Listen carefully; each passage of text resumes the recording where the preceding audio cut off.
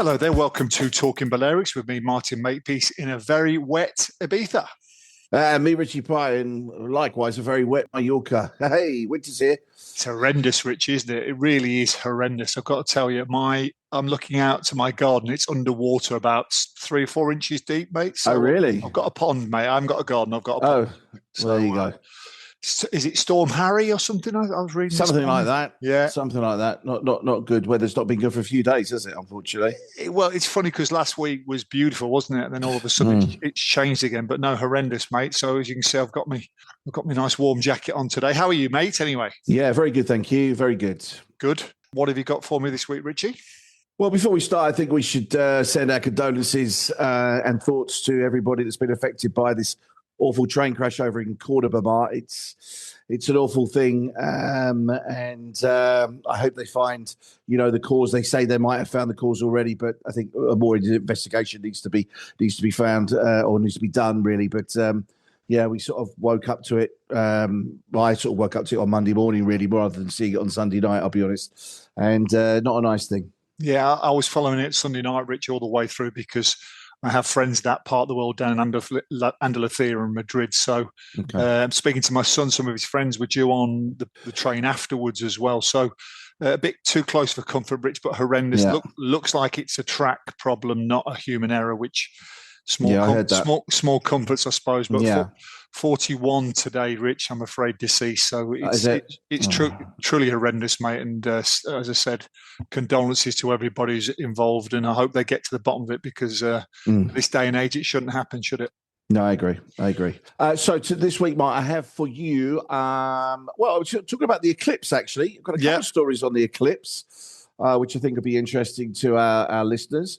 Also, talk more about Mobland. Mobland is here. That's the TV Netflix drama that's Guy Ritchie directed. Also, I want to talk about stag do's, actually.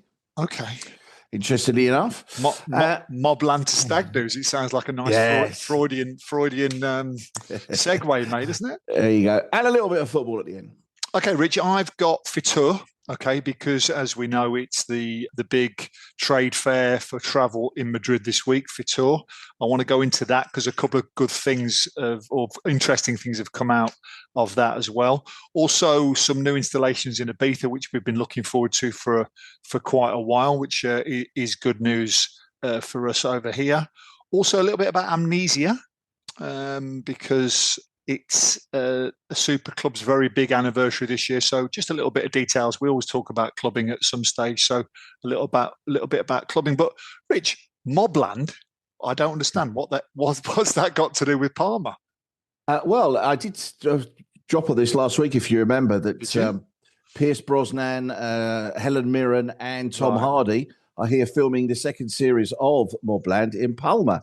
And they've all been spotted out, particularly Pierce Brosnan. He seems to be out and about all over the place. He's been spotted in Palma at the cathedral. He's been spotted at a restaurant in Valdemosa and been spotted at another restaurant in Palma. He's getting himself all over the place, Pierce. No, I'm going to have to look at the transcript because I don't think I've ever heard that before, mate. So if you did say to me last week, I obviously wasn't listening, which is obviously not really strange, is it, when I usually switch off when you're talking these days? Oh, that's kind. As you do, a little bit of engaging conversation now and again.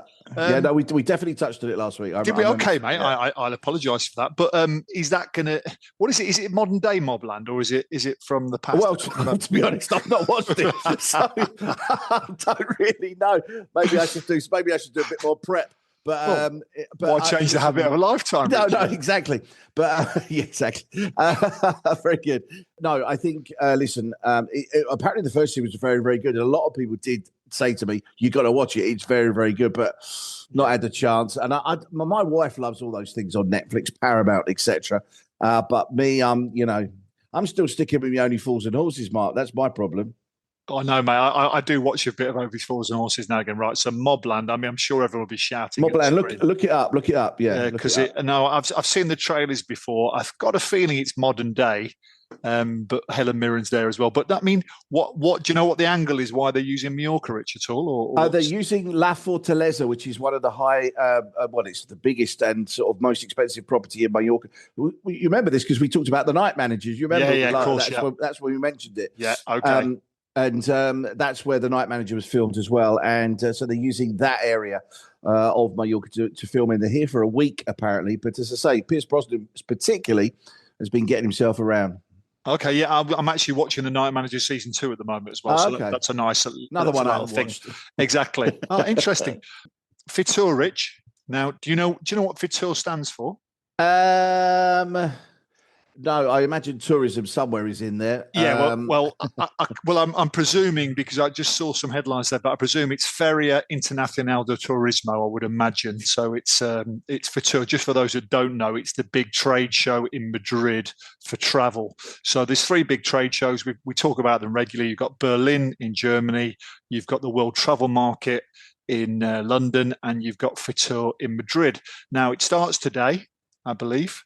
Obviously starting under a bit of a cloud because of the big train crash in Cordoba. Well, I don't know if you've seen, but there's a bit of breaking news on that Andalusia have actually pulled out of the actual Fitur itself, as have Sevilla, the town hall as well, because it's in a particular area where they are. So it has put a bit of a dampener, I think, on just a massive dampener. That we're actually in 3 days of mourning, Rich, as well, if you didn't know. We are. Got 3 days of official mourning as well. So it's put a real dampener on it, Rich. And I know a lot of the events have been cancelled, have been scrapped. A lot of the outside events have been cancelled, which is a big shame. But I mean, it's probably the right thing to do, because at this moment in time, maybe talking about the travel and the tourism world is probably not top of the agenda for a lot of people. But a couple of things are coming out on the Fitur as regards to Ibiza. Now, you know me, I'm very San Antonio. I'm the self-styled man in San Am, but I'm going to talk about 2 other things today, which isn't San Antonio. First of all, the Parador, Rich. Remember that one? But listen, you did talk about this a few weeks ago, and I thought to myself, why didn't I ask you to explain to everybody what the hell the Parador is? Yeah, exactly. Well, Parador, if you didn't know, it's a hotel, and it's owned by the government. Okay, so it's a government-run hotel, and there's very strict guidelines for Paradors.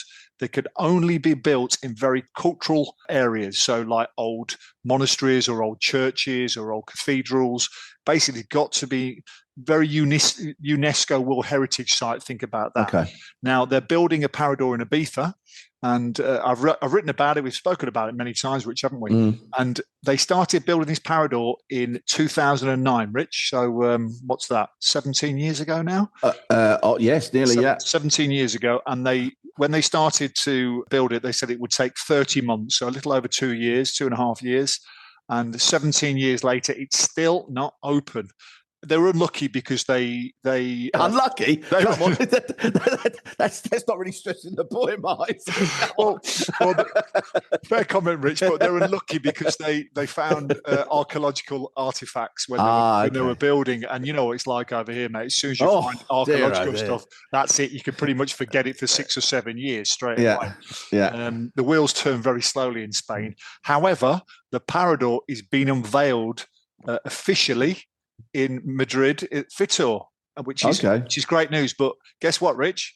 We still don't have an opening date. They're still messing about, dotting the I's and crossing the T's. But I mean, it looks like it's going to open very shortly. It's going to be, surprise, surprise, Rich, the most expensive Parador in the whole of Spain.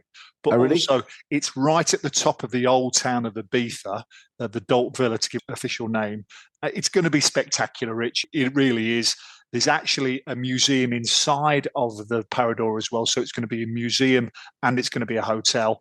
I think, if I'm not mistaken, the room's going to be back between 200 and 300 a night, which sounds expensive, but for the middle of Ibiza town, that's quite cheap. It's quite reasonable in our world. So the good news is it's going to be unveiled at Fitur, and the bad news is we still don't know when it's opening. So, and does it have a name, Mark? It's beginning called Parador de Ibiza. They're all called they're all called Paradors of where they are, mate. And I know a lot of people who go around the country specifically staying in different Paradors, and they are pretty special places. There's one just near the volcanoes in Tenerife, which I've stayed. I've stayed in a couple in the south of Spain as well, and they are really, really smart places. But you get different levels of Parador, Rich. You get like the basic ones, which are still very culturally significant, and then you get the top end ones, which I think Ibiza is going to be top end as well. So that's my story number one about Fitur.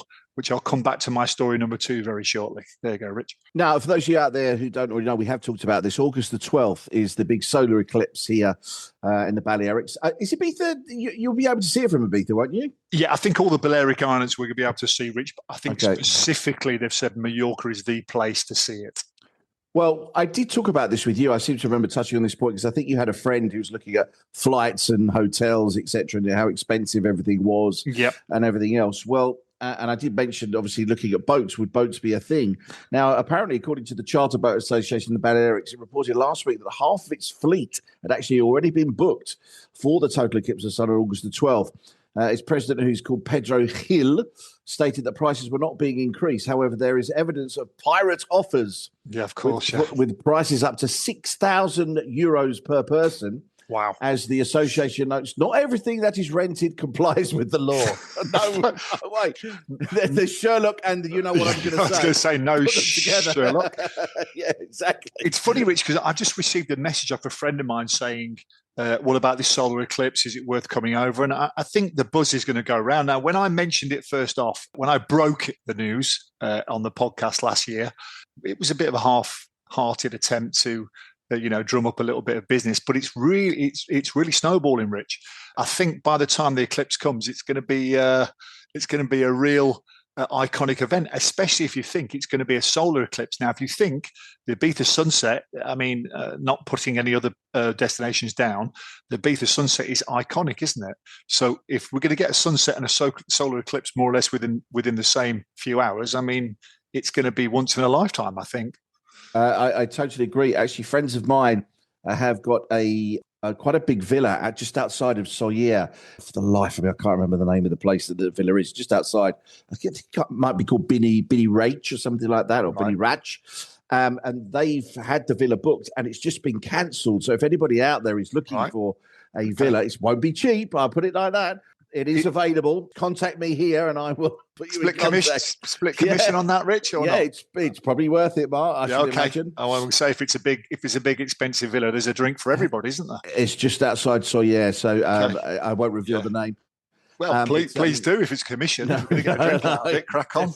Definitely not. No, I think this solar eclipse, I mean, it's not something I'm really into, Rich. I've got to tell you, but I think because it's going to be a natural wonder, I think it's going to really ratchet up as it gets closer, and I think it's going to be a wow. Well, I think, listen, the Mallorca Daily Bulletin has printed a map of where the eclipse will be best seen here in Mallorca. Send that over to me, Rich. It's a great map, actually, to be honest. The 100% visibility will be all down the west coast of Mallorca, which is obviously the mountainous range here. So you're looking at places like Andratx, Ellenger, Bunya Bulfar, Valdemossa, Dea, Soller, Fornaluch, all the way up to Poyensa as good places. And then you've got partial views and then partial up to 50%. So partial views up to 85% and partial views up to 50%. So you can come inland as far as, say, for instance, Alaro, and you'll still be able to see a partial eclipse of the sun as well. So it's not just going to happen just on the coastline. You will be able to see it in other places as well. I'm not far from where I live here. I do a coastal walk with my dog, and I think it's going to be spectacular where we are, to be honest with you. I think it's going to be wow. Let's just fingers crossed it's a clear day, Rich, because it'd be nothing worse than a cloudy day, would it? Just typical for August, wouldn't it? I think that happened to Cornwall a few years ago, if my memory serves me right. Back in 2012, something like that. I can't remember exactly. I can remember. And everybody went to Cornwall, and then all they got was a pasty. Talking of which, Rich, did you see the Northern Lights were in the UK last night as well? Or was it the night before? No, or have you been on the Rastafair in Old Holborn again, or what? No, not at all. No, not at all. I saw some pictures online. So, I mean, these kind of events are happening kind of regularly. Yeah, the Northern Lights from the UK. I saw someone put it from Manchester, I think, above their house. So it was forecast, but it was pretty spectacular. But 12th of August, 2026. Fingers crossed, it's going to be a special day, and there'll be plenty of online news about it on the way up to it as well. Daily Bulletin have published that information now. We'll probably publish ours a week before, mate, in Ibiza. You know what it's like, lastminute.com. Talking about Ibiza, Rich, and now people accuse me of being San An-centric, and I make no apologies for that. But Eulalia is in the news this week for Fitur. Now, for those who don't know, Eulalia, a lovely town on the east coast of Ibiza, Really, really nice place. Every time you go there, you go, this is really nice. Now, if nice is your thing, and as you get older, I presume it. Go on. Can I just say that my English teacher once said to me, the word nice doesn't say anything about anything. Never use the word nice. It could be beautiful, it could be good, it could be bad, whatever, but nice, it's not a word, he says. I absolutely agree with her. So let me change that and say Santa Eulalia is really nice. Okay. I think marvelous. But no, beautiful area. At least every time you go, I mean, it's like anything. The good thing about Ibiza, and I always say this, is it's got something for everybody. But Santa Eulalia are going strong at Fitur at the travel market in Madrid this week, and their thing is family tourism. Rich, you talk about it a lot for Magaluf, don't you? How you're changing now. Santa Eulalia are really hanging their hat on family tourism, and they're coming up with a real novel concept of they're going to go online. They're going to call it the Family Pass, and they're building a whole kind of structure around families coming over to do things, but they're meshing historical beaches, restaurants. It's a real novel concept, and I think we've had young families before. When you've got a young family going away, you just want things to do. You need to keep the kids busy all the time, don't you? And I think it's a really good thing that Santa Eulalia do, and it also differentiates themselves against the rest of the island. So, totally. You've got San Antonio, which is famous for its nightlife and maybe young and lively. You've got Ibiza town now, which is cultural, UNESCO, and you've got Santa Eulalia going for the family market. So really differentiates itself against the rest of the island. I think it's a really sensible move. If you go to Santa Eulalia, it's Santa Eulalia, it's clean, Rich, it's tidy, it's organised. They know exactly what they are. They've got a mayoress there called Carmen Ferrer, who really knows what she's doing. She's got a finger on the pulse. Very clever lady, and I think Santa Eulalia, a wonderful place to go.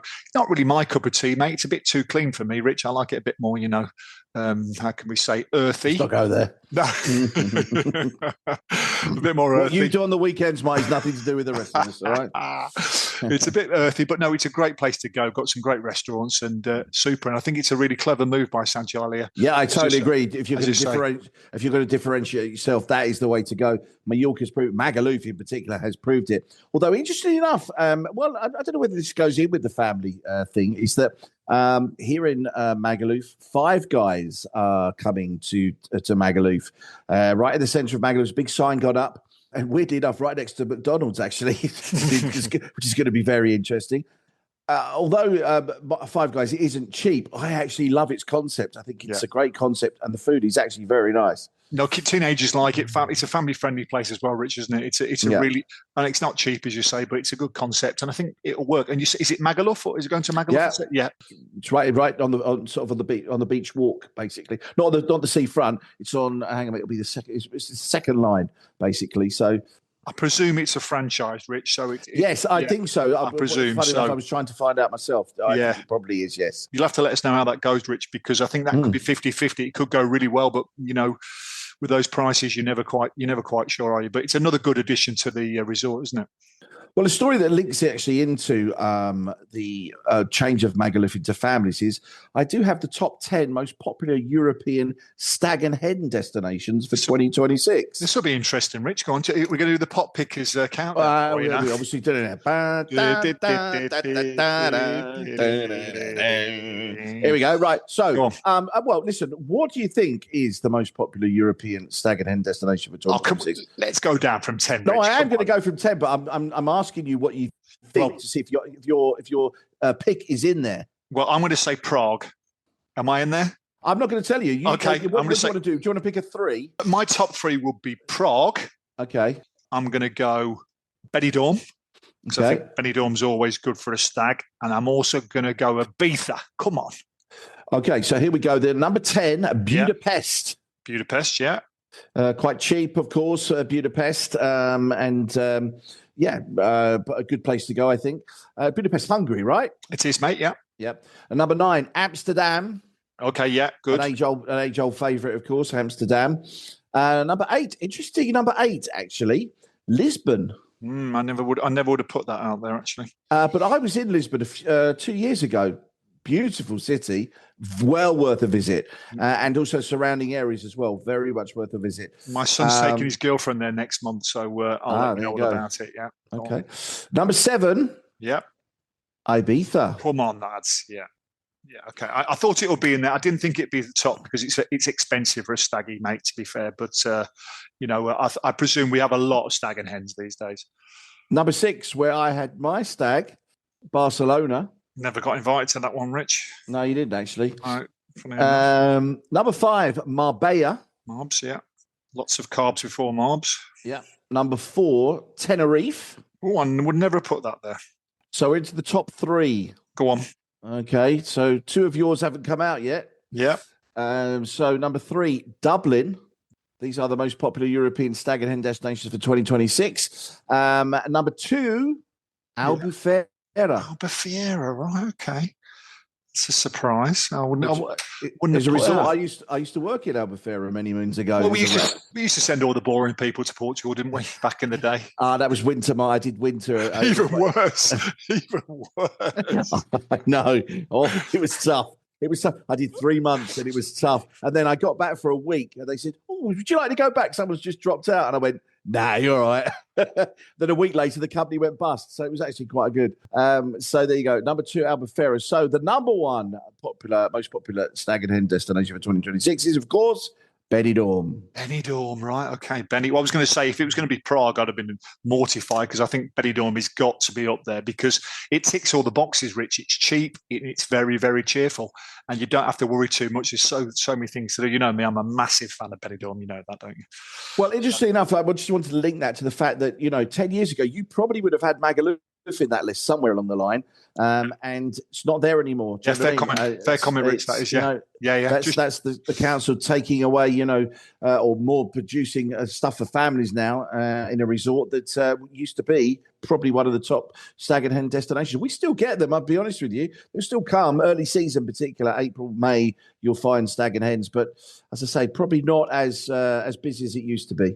It's a massive market, Richard. I mean, I'm amazed because back in the day, we used to go for Blackpool for the night or Birmingham for the night, didn't we, when we were young? Now they come away for a week to a top-end destination. But I'm amazed every year, Rich. We get so many stag and hens in Ibiza. It's incredible. Because you see them, not your bride squad and, T-shirts with all the names on and everything like that, which I haven't got a problem with. Sometimes I think it's a bit chavvy, but, at the end of the day, what surprises me a lot, though, Rich, is we get a lot of stag and hens in July and August. Okay.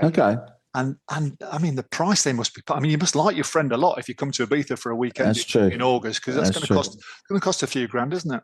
Actually, I just wanted to tell you, when I was back in the UK for that 4-day visit to see a few bits for my family and friends, etc. The night we went to see Arsenal play, we were coming through St Pancras, which is a beautiful station. If you've ever, if you ever want to go into London and visit a station, it's beautiful. It has 2 great pianos at either end, people playing piano, singing along, which I think is fantastic. It's got some great bars, shops, restaurants in there.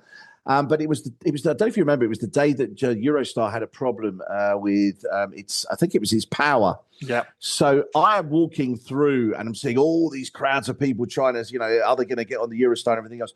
Coming the other way was a group of lads that had obviously been to Ali Pali for the darts, all dressed as village people. And you could see all these, obviously quite a lot of foreign people in the queue looking at these lads who would obviously had a few. Do you know what I mean? But we're in good high spirits, not in any bad way and anything else. But it's sort of very surreal, walking through St Pancras, watching these lads dressed in. There was the cowboy, the Indian, the builder, and everything else. They did it properly. It was very, very good. The best one I ever saw was the seagulls and the chip. If you've seen it when it runs around the corner, the seagulls.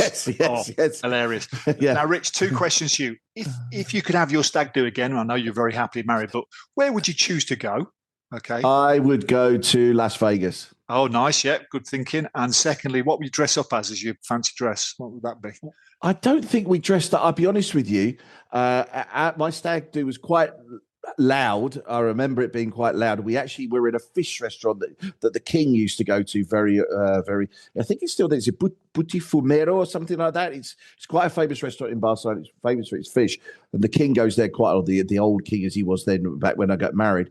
And we were playing Cardinal Puff. If you've played Cardinal Puff, might have you? Yeah. I drink to the health of Cardinal Puff, all that with a bottle of vodka, which probably wasn't the best thing to be doing in a quite a posh restaurant. So you went to a top-end restaurant swigging out a bottle of vodka. That says it all about you lot. Really does. It wasn't great. It got very messy. Got very messy, but there you go. Oh, listen, I'll go back to bed to ask myself the same question. I go to Benidorm all day long, mate, because it's just so easy. Straight down the front, straight in Tiki Beach, few beers, and see what happens. So great, fantastic. What else you got, Mark? Just a couple of things. You got anything, Rich, before I finish? Or? Mine's going to finish on football today. Yeah, well, I've got two quick stories, and we'll finish on football as always.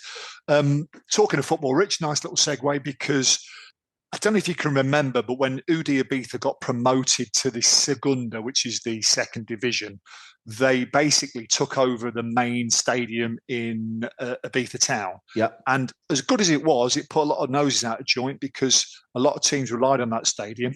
And Ibiza basically took it off them. So they promised to build a new stadium. What are we now, 5, 6, 7 years later? And the stadium that was promised at the time has now finally been opened. Camp Puchet, it's in Ibiza town. It's very close to the Can Messi Stadium, and it's multi-purpose, Rich. And the good thing is it's got a rugby pitch on it as well, which I think is a really good thing, because rugby is quite big over here on the island. A lot of South Americans play it, a lot of locals play it, a few foreigners as well. It looks good. I haven't been there yet, but it's on the list. I'm going to go down because I do like to see the installations. One thing I'd say that Spain is absolutely spoiled by is the sporting installations. So I'm looking forward to seeing it. Especially, it's great to see it with the rugby posts there as well, because it's the first time I've actually seen a municipal ground with rugby posts on as well. So just shows you that we're not football centric, which I think you could probably label us a little bit too highly focused on football too many times. And me being a cricketer as well, I always like to see other sports out there. And the other little bit of news before we come on to your football segment, Rich, is Amnesia. So Amnesia, which is the Superclub, it's the home of the Balearic Beat. It's probably the first of the big super clubs. It struggled a little bit at the start last year against Universe, which opened, but it really found its way in the end, and it came kind of charging back. And I think it had a pretty good year at the end. Remember, we saw that video there. There was a video on it, and it was shared, and no one quite knew what was happening, but it's had a great time. But very importantly, it's their 50th anniversary this year, Rich, which is quite incredible, really, isn't it? Their 50th anniversary. So 1976, which, if I remember rightly, was that the hot year, 76, or was it 76? Was yes, it was the drought. The drought wasn't 76, which I just about remember as a kid. And so 1976 to 2026, their 50th anniversary, Rich, and they're opening on the 9th of May. So that's really good. So it's coming earlier in the season, 9th of May. Good. That'll be a big weekend. And they've just announced their lineup, and Seth Troxler and lots of other famous people there. So great that we're bringing the season forward, the clubbing season forward a little bit more as well. So great news. Round Mallorca. Well, after the doom and gloom of last week, all of a sudden our team started to play. I don't know what went on this weekend. It was unbelievable. We played Athletic Bilbao, the team that beat us in the Copa del Rey about 3 years ago. And we weren't really expected to get a result. We're thinking that, might get a draw, but we'll probably lose. The coach will get sacked and then we'll move on. But the players actually played well for the team, actually. I couldn't believe it. And won by 3-2. A bit of a turn-up. I mean, it was pretty end-to-end, I'll be honest with you. 1-0, 1-1, 2-1, 2-2. But I have to say the standard of refereeing left a lot to be desired, Mark. It's two VAR decisions that went on for at least 5 minutes each. For us, I mean, there were for us. One of them, nobody actually knew what had happened until obviously they put it on the big screen and everybody's screaming that it's got to be a penalty, which he did duly give. I didn't think it was. I thought it was a real harsh. It was a bit harsh. It was harsh. I mean, I watched it, Rich. I mean, God, the first one I thought was a penalty because that was right in front of us. I shouted penalty straight away at that one because it was right in front of where we were.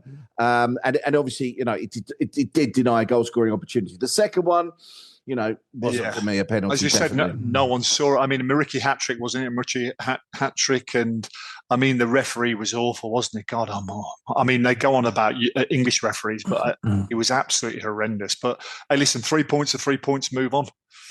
3 points.